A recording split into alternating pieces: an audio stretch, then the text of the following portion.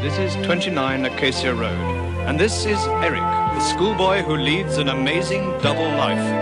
For when Eric eats a banana, an amazing transformation occurs. Erik postaje Banana Man. Uvek spreman da stupi u akciju. Kuća na brdu. Bila je to kada noć, obožavaoci Bananamena.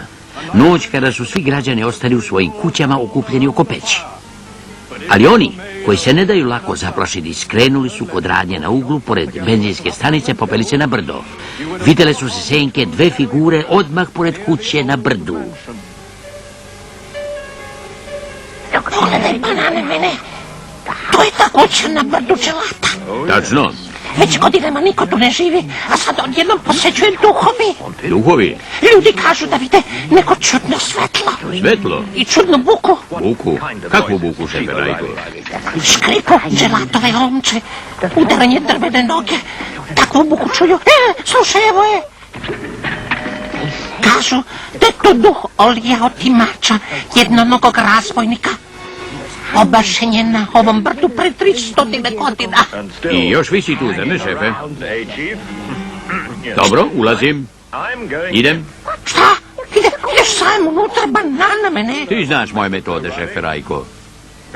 Sjećate se onih nevaljalaca, obožavaoci Bananamene? Da, to su vođe bande opasnih. Glavni šef Eddie Gazda, Muki Mišić i Rembrandt.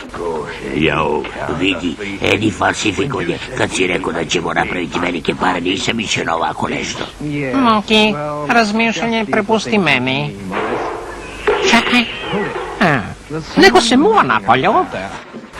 Svako na svoje mesto. Niko ne sme da otkrije operaciju falsifikovanja.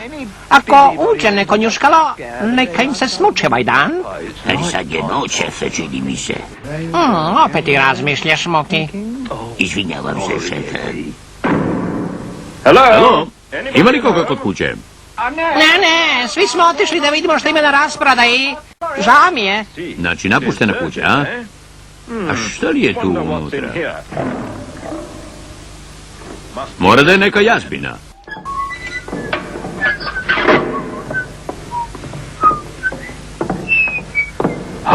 Možda je unutrašnje sagorevanje. Ili je jednostavno toplo je. Ja, pomoć, ne umem da plivam.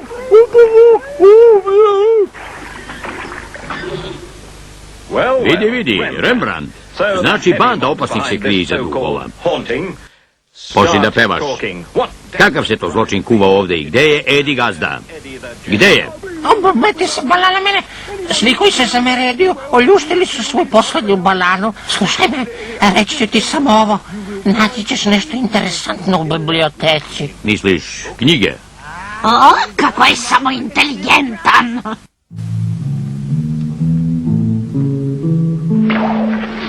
Čudno kad te oči prate na svakom koraku.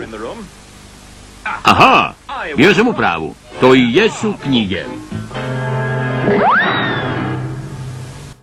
Bodybuilding za početnike. Aha, Eddie Gazda. Štamparska mašina. Znači, to je to. Prašao si se, Bananamene. Mi samo štampamo neke pesmice za školu. Ali papir je vrlo mali.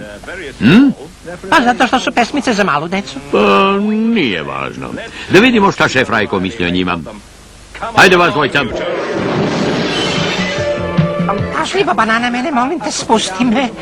Ne mogu da gledam, mislim da ću se one svestiti. Neće da nam pustiš neki film dok letimo? Ne. Tako sam i mislio. Odlična izrada, zar ne, šefe? Savršeno u svakom detalju, čak i vodeni znak. Ali, kaži, kako si znao da je falsifikat? Znaš, Bananamene, ne postoji novčanica od 9 funti. Naravno.